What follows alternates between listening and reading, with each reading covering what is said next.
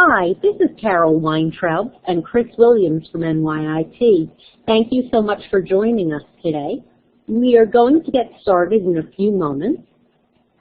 You've all been muted and will have an opportunity to ask questions later by typing in the chat box. If at any time you have any problems or inconveniences, please let us know by typing in the chat box, preferably in the tab that's titled Moderators.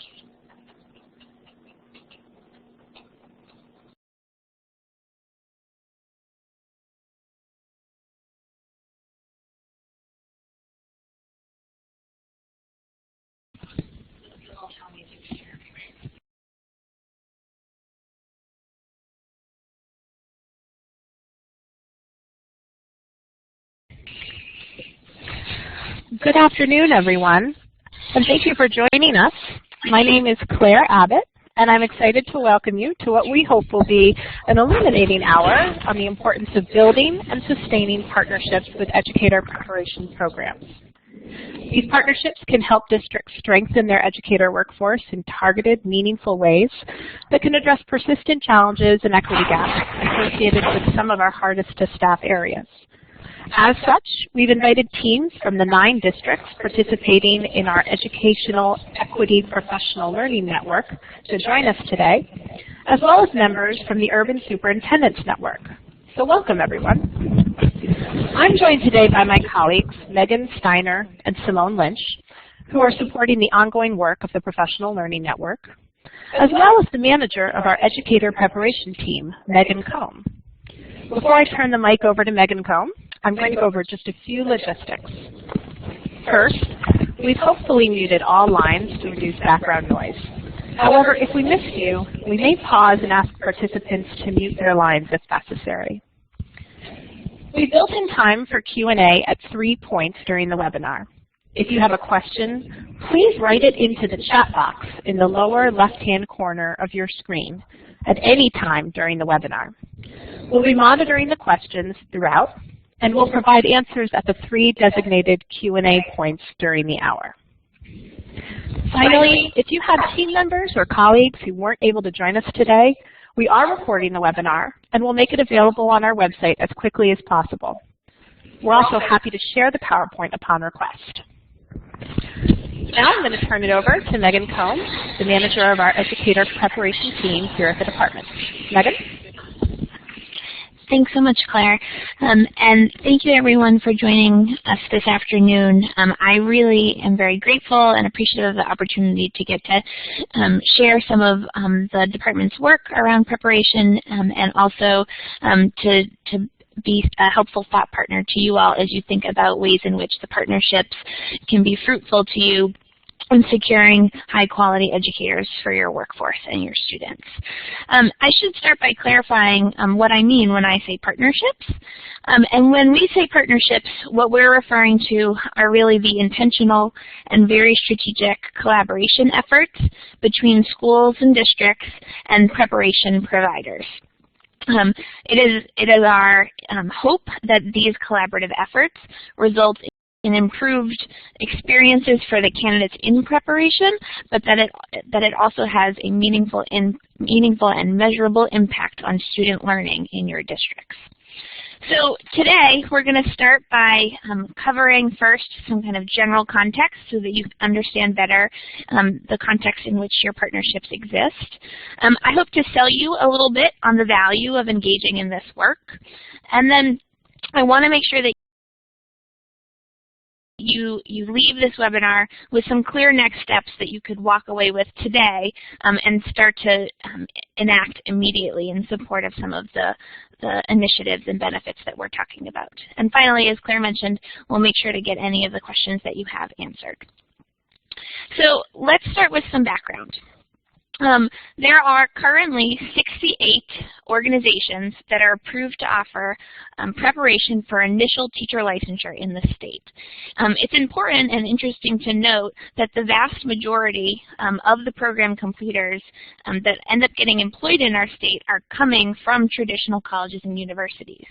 Massachusetts is a state that has actually a wide number of alternative providers.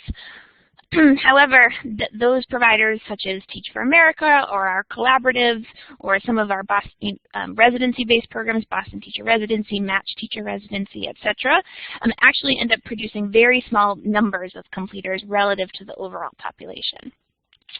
Each year, these 68 program providers complete between 5,000 and 6,000 completers.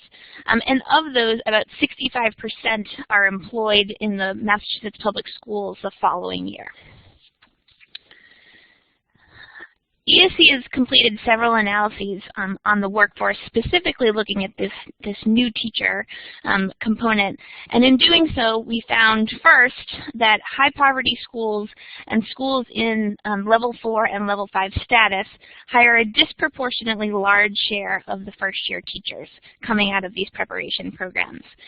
This is true both at in our high-need schools, but even in high-performing schools and districts, first-year teachers are much more likely to be assigned to students who are academically behind than their more experienced teacher peers.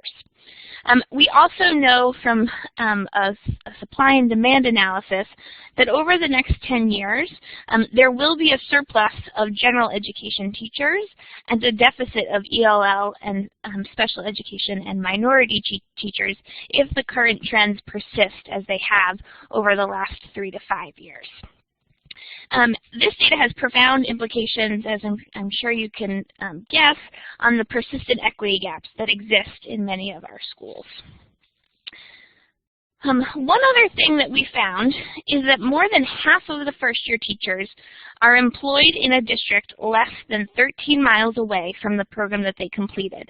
And so what you're looking at here on the screen is a map of Massachusetts, and each of those red dots is one of those 68 initial teacher prep programs that I spoke about a few minutes ago.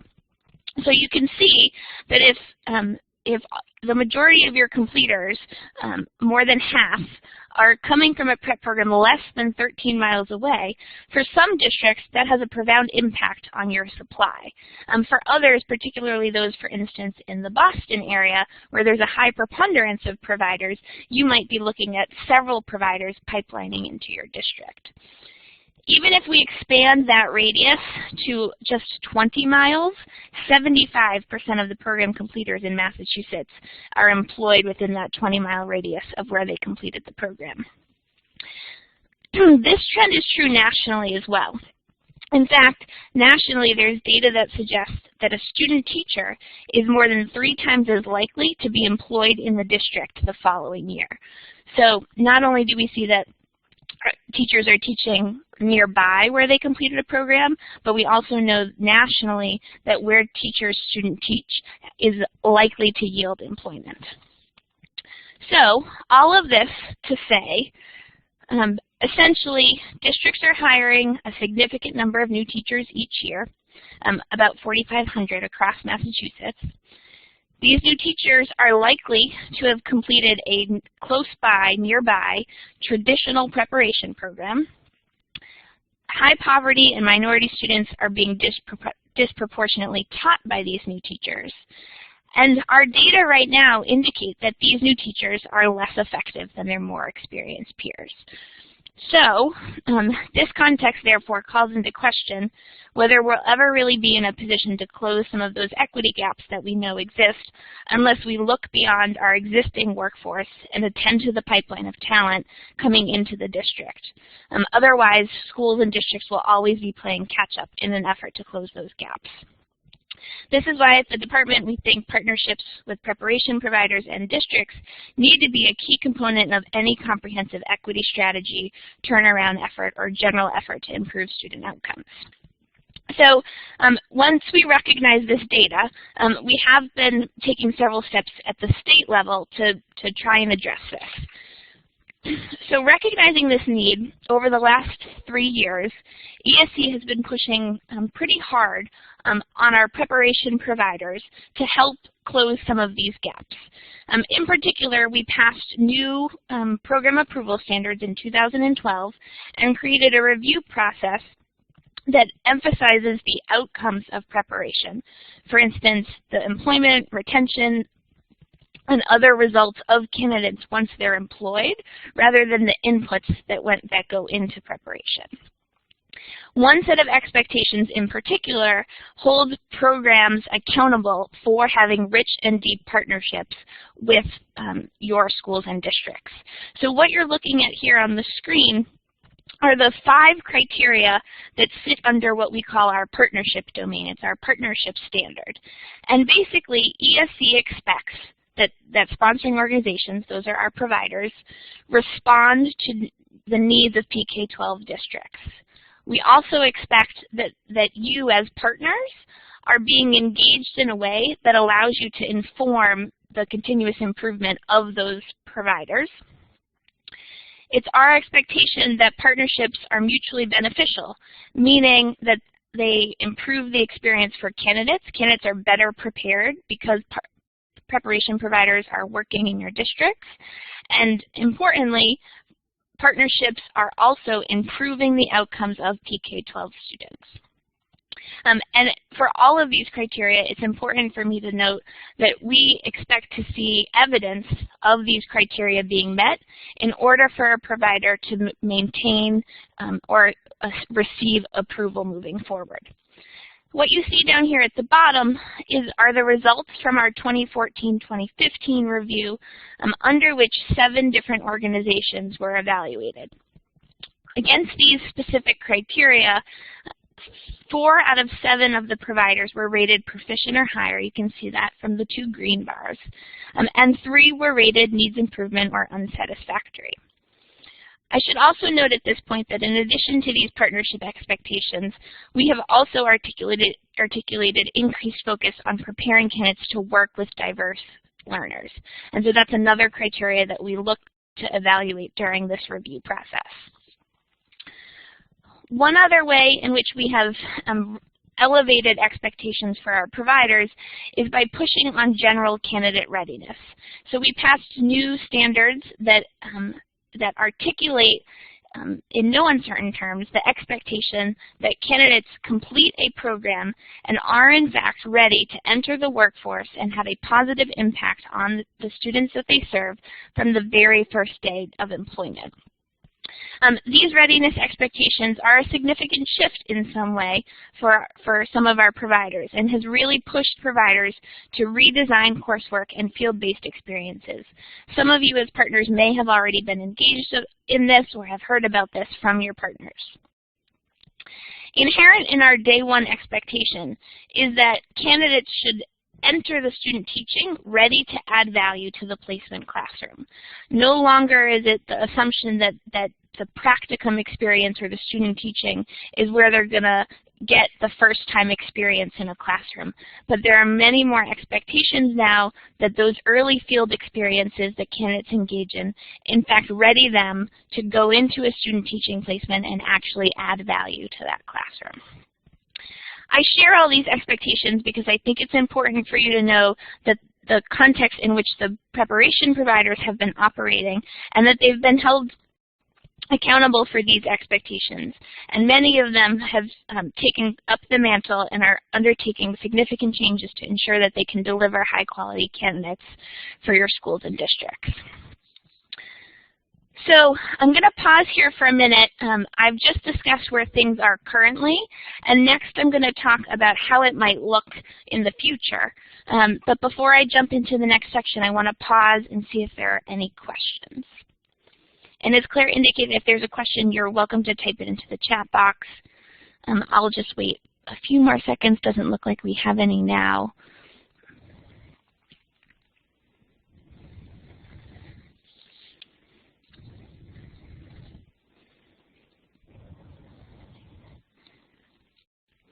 All right, it doesn't look like anybody's got anything burning, so I'll move on. And again, if you've got questions along the way, please feel free to submit them. So next I'm going to talk a little bit about why we think partnerships is part of the solution for closing some of these equity gaps.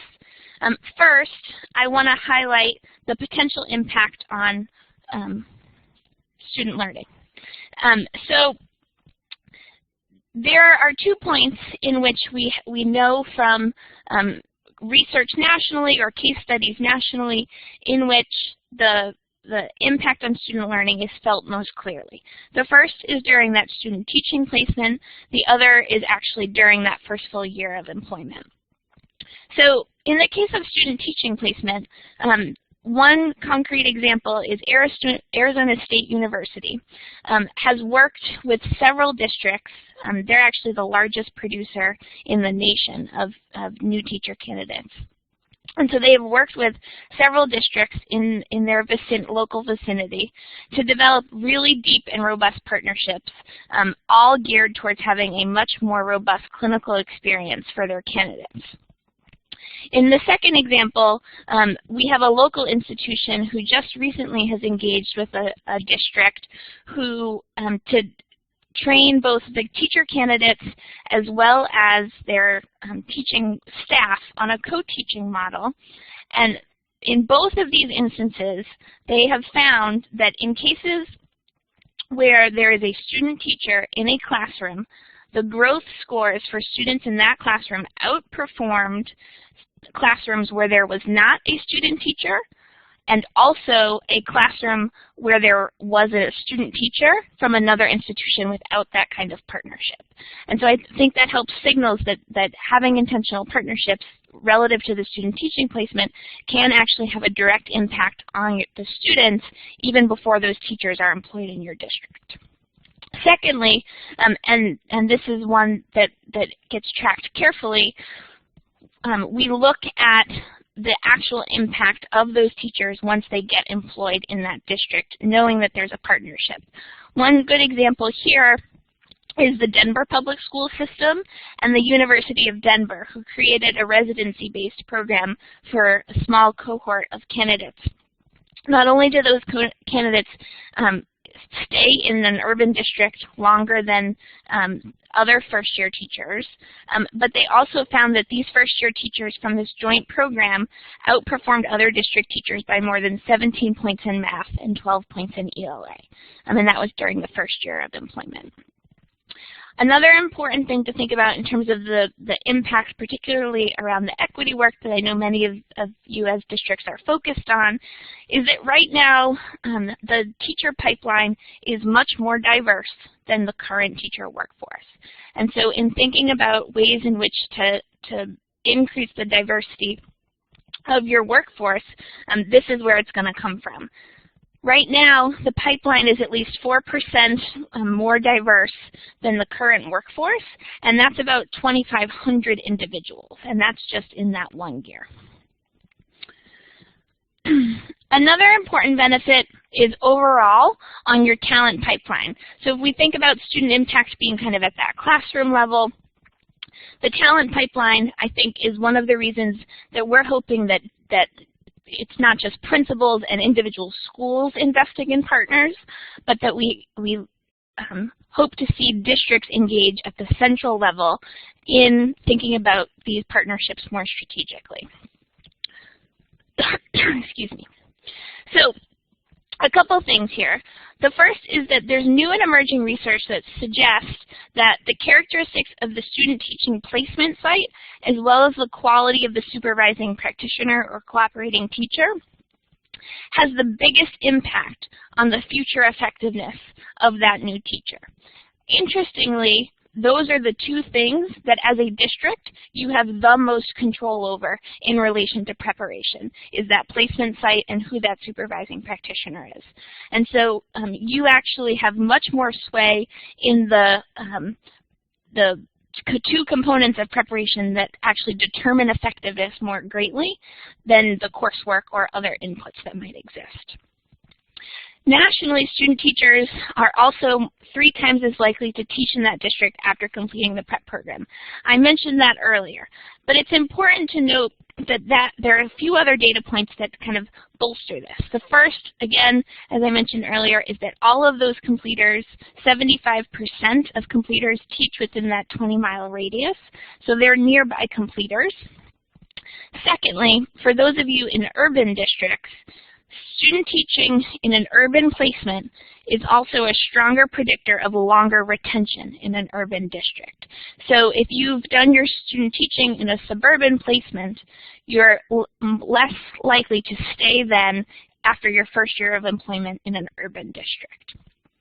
So we see that the biggest benefit really is that you've trained, if you invest in this work and think about student teaching placements really strategically, you've essentially spent a year or several months investing in an individual, training them in a way that is aligned with your district perspective. And even before hiring them, you have a window into a review of their performance. And so could think about that as a way of hiring that pool of individuals. And we see individual principals do this pretty well. So if an individual principal has a really strong student teacher in their classroom, they tend to capitalize on it pretty quickly in hiring. But we don't yet see, either nationally or in Massachusetts, districts capitalizing on this at the central office level and taking a really strategic look at converting these student teachers into long-time employees. And there's a lot of indication that there's a benefit to doing so. So let's consider, I'm a numbers person, so let's consider a quick breakdown of your actual investment. So the average student teaching placement, let's say it's about 16 weeks, knowing that it varies, could be shorter, could be a whole year, etc.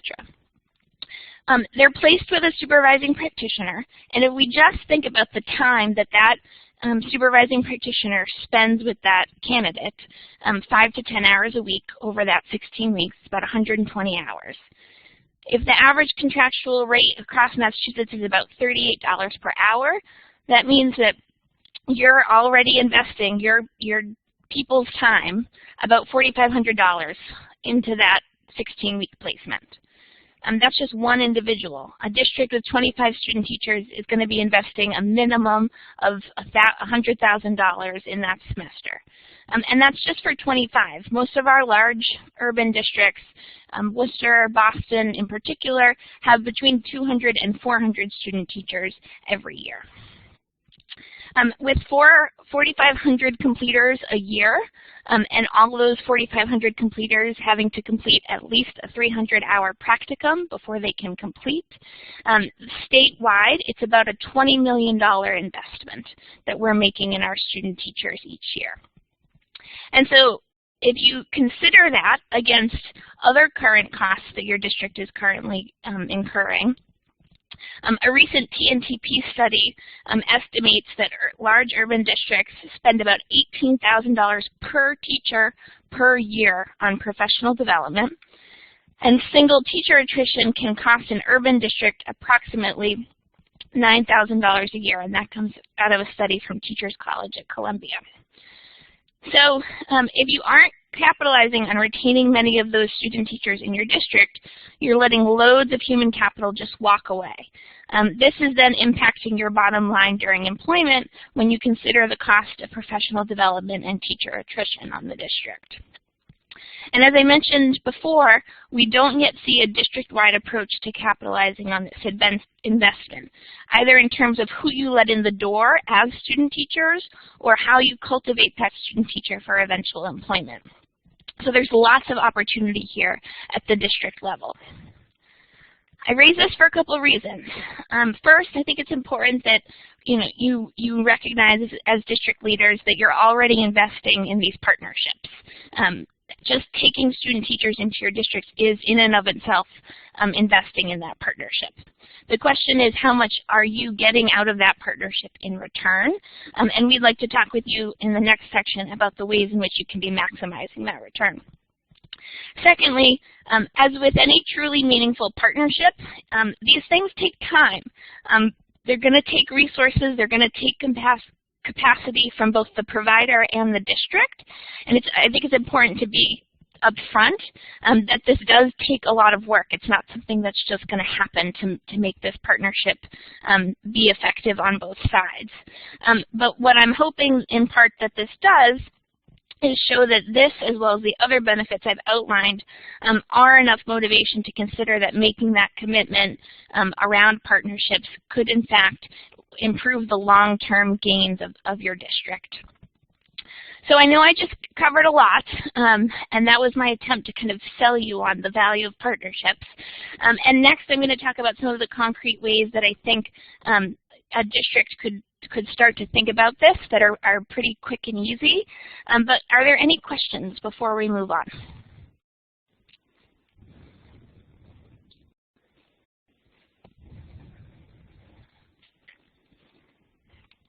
All right, I've stunned you into silence, or otherwise it's the end of the day. I don't know which one, but we'll move on, and then we can take any other questions at the end. So as we've started to dig into this work a little bit at the district level this past year, as I mentioned, we've pushed pretty hard on our providers over the last 3 years and have just recently started engaging deeply with districts. And really our starting point has been the professional learning networks around equity as well as the urban superintendents networks. And as we talk with more schools and districts, we're finding that in some ways there's almost a passive consumption of preparation providers preparation completers into that district. And part of what we hope you leave this webinar being clear on is that you actually have quite a bit of sway in what happens in teacher preparation programs. And so this, in some ways, kind of a little bit of a bill of rights. So, for instance, did you know that you could set thresholds for accepting student teaching candidates? You could say to a program that it's really important to you as a district that candidates come in with at least 50 or 100 or 200 hours of classroom time before they enter into your practicum. You could require, for instance, that they be observed by one of your principals and get feedback based on your evaluation processes. You could also install interviews and selection rounds, or require that they answer certain questions. They might have to do a demonstration lesson before you take them as student teachers. All in service, again, of that earlier data point that student teachers can actually increase the growth of the classrooms that they're in. You could also ask about and inform the coursework requirements or assignments for field-based experiences. So for instance, I know many of you in the Equity PLN are really interested in the cultural competence of candidates coming into your district and of the workforce in general. And so you could imagine designing with a partner, or if there's already something that exists in your district relative to professional development, requiring that candidates either engage in or complete a certain exercise relative to that cultural competence that you think is so important and value in your district. You could also establish some type of employment agreement proactively for high-performing candidates. So one college that I know of recently is one that's particularly committed to urban education. And yet what they were finding in tracking their own employment rates was that candidates from their programs were getting scooped up by local suburban districts because the hiring timeline in the large urban district nearby was, very delayed for new teachers. And so what they actually ended up doing is working out a partnership agreement with that district to give high-performing candidates who had student taught in that district preference in the hiring, and they would hire them for open positions at the district level with a commitment to then place them in specific schools once those school openings became available. You can also set targets for the performance of the partnership. You could, for instance, say, we're going to need this many special education teachers. What can you do to contribute to that, or set goals around it? You could outline your expectations for what the student growth of a student teaching candidate in that classroom could look like. Or, for instance, setting expectations around employment and retention rates. And this is all data that you have access to. So for instance, right now, the average employment rate for any one provider in a district hovers around 10%. So if you were to look at the providers pipelining into your district and see that they're only at 3% or 5%, one of the things you might ask is where the rest of their candidates are going and why, despite the fact that so many of them are being placed in your district, and so learning with your kids and your teachers without necessarily getting that return on investment. So how to get here? The first thing that we would really encourage everybody to do is start by collecting information and conducting a sort of inventory. A lot of people don't even know what providers are operating in their district. So the first couple of resources that I'll point you to, all districts have access to an Edwin Analytics report called EV901. This is a report that allows you to look at individual teachers in your district, and it allows you to run that report and see their evaluation ratings for the last 2 years, alongside where they most recently completed a preparation program. And so you could start by conducting that report and finding out where your teachers are, one, coming from, and two, if there are any trends or patterns in how they're performing relative to your evaluation system across the district. Secondly, particularly for the equity PLNs, I know that we ran an analysis for you about your pipeline specifically so that you knew exactly who was coming into your district and from what providers they were coming from. One data point that we do not have access to at the state level, but that you at the district could take control of, is this data point on student teachers. So at the district level, it would be an interesting analysis or inventory to run about how many student teachers you have in a given year or given semester, and what providers they're coming from.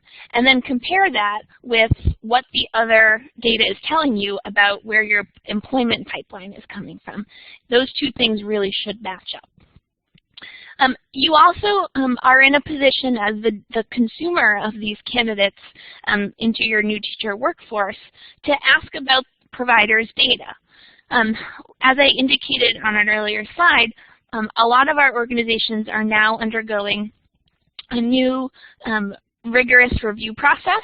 At this point, we've conducted about 20 organizational reviews out of that 68 over the last 2 years. And for those 20, they have a recent report that they could share with you that indicates both strengths and areas of improvement that you could then engage with them around in a conversation. Similar to the way that districts have access to Edwin Analytics reports that give a deep dive, our preparation providers have similar Edwin Analytics reports that give them deep dive information into both employment and retention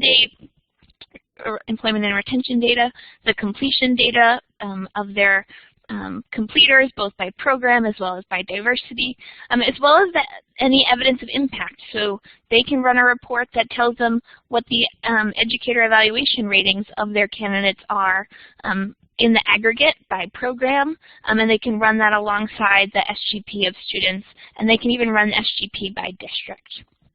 So there's lots of information out there, and given that some of these data linkages are really very new, we think it's important that this be the starting point for a conversation, which is really step one, which is to engage with your providers. Again, really encourage you all to start by looking at the data on both sides. There's a lot of research that suggests that a good and deep partnership is going to be one where there's alignment of vision and goals.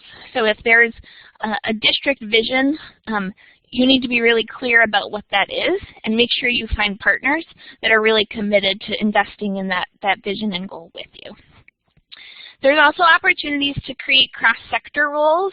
So this is a good way to expand on teacher leadership and distributed leadership within schools. For instance, a case study I'll share with you in a minute in the Milwaukee Public Schools has actually decided to create cohorts of student teachers at different school sites in the district rather than having them be dispersed throughout individual schools. This is because there is some research that suggests that cohorts of student teachers in a building can actually be a more effective strategy for supporting those teachers, and therefore it's generating more effective outcomes on the other side.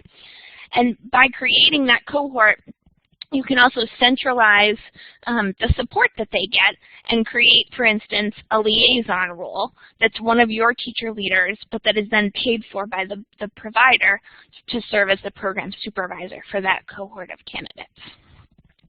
We'd also suggest that you formalize your partnership agreements. We know that a lot of partners have worked in your district for many years, but we also know that there are changes that happen. Superintendents change, presidents of universities change, deans of universities change, and so what we have been seeing is that the deepest partnerships often exist because there's a strong relationship between one individual and another, either at the district level or at the school level. And one way to make sure that these partnerships can exist beyond an individual's existence is to make sure that there's a partnership agreement that multiple entities are engaged in. And the final thing that we'd really encourage is that you revisit that partnership often. And I know that first bullet might be a little bit startling, meet regularly as often as once a month. But there is research that suggests in any of the people who have done this work in a really deep and rich way will say that this is one of the most important things to a successful partnership is ongoing communication, at least on a monthly basis, between two of the big decision makers involved in that partnership. And then we also would really encourage you all to do a formal evaluation of that partnership at least once a year, again, looping back to that data conversation that you had at the very beginning. Finally, one just kind of general tip that we think is important is if you're going to pursue a central office district-based strategy around partnerships, that at the very least, to whatever degree that you're able to do that and devote capacity to it, that you identify a single point of contact for coordinating the partnerships. Particularly, as I mentioned, if you think back to that map, in areas where there's lots of competition for getting into your district, for instance, the Boston or Northeast area, there's lots of providers who are going to be working in your district. It's best if those things are coordinated. And there's a single point of contact at the district to know what's going on with each provider and when. So one last thing that I just want to mention is that there is a district about 3 years ago, Minneapolis, who decided to basically pursue this strategy in an effort to kind of improve the outcomes of their students. And they did a couple of things that I've kind of highlighted here, and I think it can be a useful case study or model for districts considering this. So the first is that they moved the coordination of student teaching placements to the district level, which again did require capacity at that district level, but was something that they felt like they were gaining more than losing. They required that all providers create a partnership agreement with the Minneapolis public school system. Once that partnership agreement was in place, all candidates who wanted to enter into that district to do a student teaching placement must register, providing the district with kind of baseline information, including demographics, about that candidate that then the district could track and use to kind of create this much stronger pipeline into employment. As I mentioned a minute ago, they kind of clustered their cohorts of candidates into a few schools rather than dispersing them throughout, and then used a teacher leader to be the point person within that school. And just last year, having had success on those first few bullets, decided to go even one step further and establish guidelines which we're happy to share with you for even those early field experiences. So more so than even governing the student teaching placement, they recognized that even looking at student teaching, there were opportunities that they wanted to make sure were in place in those pre-practicum experiences. And so they set guidelines indicating what pre-practicum experiences are and what are not, and what it means to operate inside of a Minneapolis public school if you want to engage in those pre-practicum experiences. And so all of these links will be available, as Claire noted. We're happy to share them after the webinar. All right, so I'm going to pause and see if there are any questions that have come in, and then I'll just close the webinar today with some next steps for ways to kind of stay engaged and attuned to this work as it moves forward over the next few years at the state level, and also provide my contact information and a few resources that might be helpful if you want to dig into this. So Megan, we do have one question about where in Edwin is the EV901 report located. I know I can say from experience, I usually just type the title of these reports into the search tab when I'm looking for them, but do you have any more specific information about how to find this report? I don't off the top of my head, just because I don't have access to it. It's a district-specific report. Otherwise, I'd pull it up on my screen right now and show you how to get to it. But I'm happy to work with our IT team to indicate the navigation route to getting there, and we can follow up with that after the webinar. Do we have any other questions? We can pause for a couple more seconds. There's a lot of information I know Megan just shared.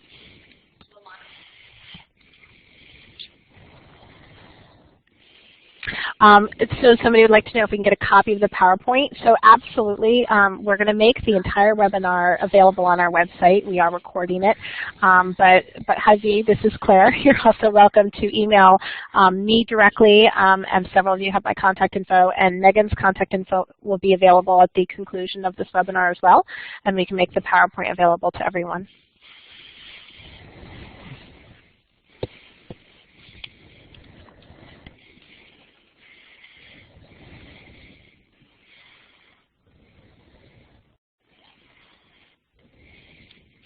All right, so I'll move on to a couple of next steps that we think will be important if you're interested in kind of maintaining engagement in this work.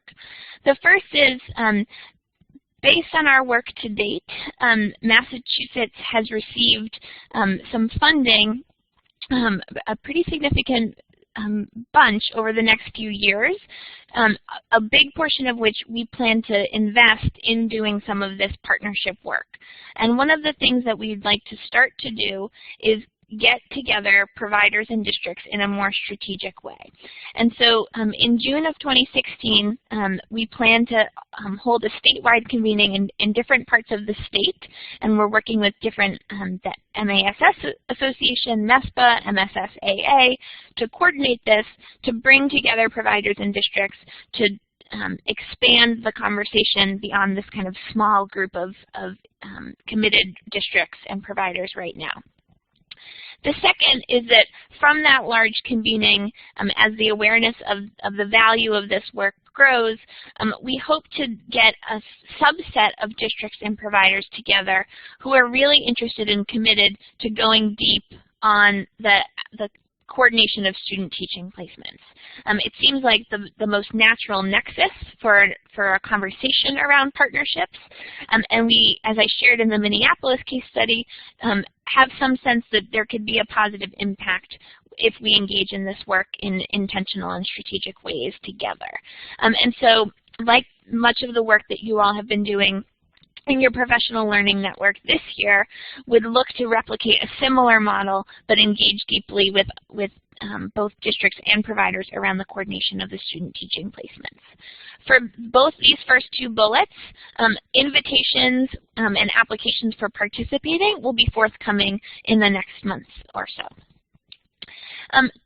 Thirdly, I just want to highlight that other groups are also interested in doing this work. And so if this is something that today intrigued you, and step one in particular in terms of conducting an inventory and analysis is something that your district is interested in, I would encourage you to reach out to me for an additional conversation, because we do have consultants who are interested in supporting districts to do this analysis. The last two are slightly self-serving, and I will admit that.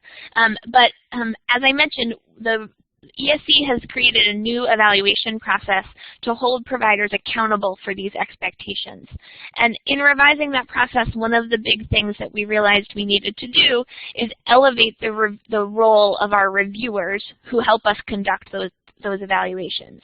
And over the last two processes, we've successfully recruited and selected and trained a cohort of reviewers that are at least 50% from our providers, but also 50% from our PK-12 sector. So we've had teachers and administrators serve as a reviewer on these review teams and help us to conduct those evaluations. And that commitment has been huge in helping to contribute to kind of holding providers accountable, but also we've heard from reviewers particularly rewarding. The recruitment and application for that opportunity is open right now, and we'd encourage all districts and providers who are interested to share this very widely with your networks. The applications are due March 2nd. And then finally, from the district perspective, one other piece of data that providers get about how they're doing and that the state uses to assess how they're doing is each year we send out a hiring principal survey to any principal who has hired a recent program completer. And we ask about that recent program's completer's performance. And that is often the most real feedback that a provider is going to get about its performance. And that will go out to all hiring principals May of this year. And so if your hiring principals ask questions about it or are wondering what it is, we just encourage you to support them in completing it. It takes no more than 5 minutes. And then lastly, I wanted to make sure to provide my contact information. I'm happy to have direct one-on-one conversations with individual districts who are interested in this. I should also note that there's an advisory which we can send out with this PowerPoint that many of you have already seen, but basically asks these questions and helps point you to the data that you would need to consider in thinking about your partnerships in a much more robust way, and it's all in writing so that you've got it right there in front of you. If educator preparation is generally something that you're interested in, we send out a quarterly newsletter, and you're more than welcome to sign up for that. Just send us an email. And then the last thing that I would point you to is a new resource from Education First, and the link is here. Some of the data that I pulled today comes from this resource, but most important, I think, are two things that are embedded in this resource. The first is 9 different case studies of partnerships. And so I think it's really helpful for other districts or providers who are interested in this to see how other people have gone about it. And the second is that there are specific steps that they encourage you to take based on the experience of the providers and districts from those case studies in how to pursue this work in a way that's going to be fruitful for both you and your students. And so the link is there, but again, we can also attach that to the email when we send out the PowerPoint from this webinar. All right, and I'm just going to check with Claire and see if there are any other questions that have come in, and it doesn't look like there are. But if after kind of absorbing all of that information and reviewing all of the resources that we've sent you, you do have follow-up questions, please do not hesitate to reach out.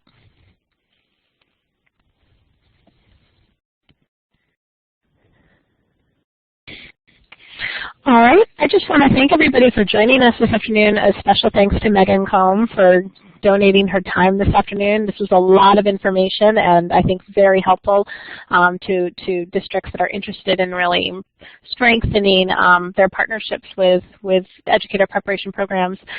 We will be sending the PowerPoint links to various resources that Megan cited, including the Minneapolis study, the Education First paper, and to everybody who was invited to join this webinar. So you can look for that in your inbox within the next 24 hours. And with that, I will let everybody get back to their afternoons and thank everyone again for joining us. Have a great day. Bye.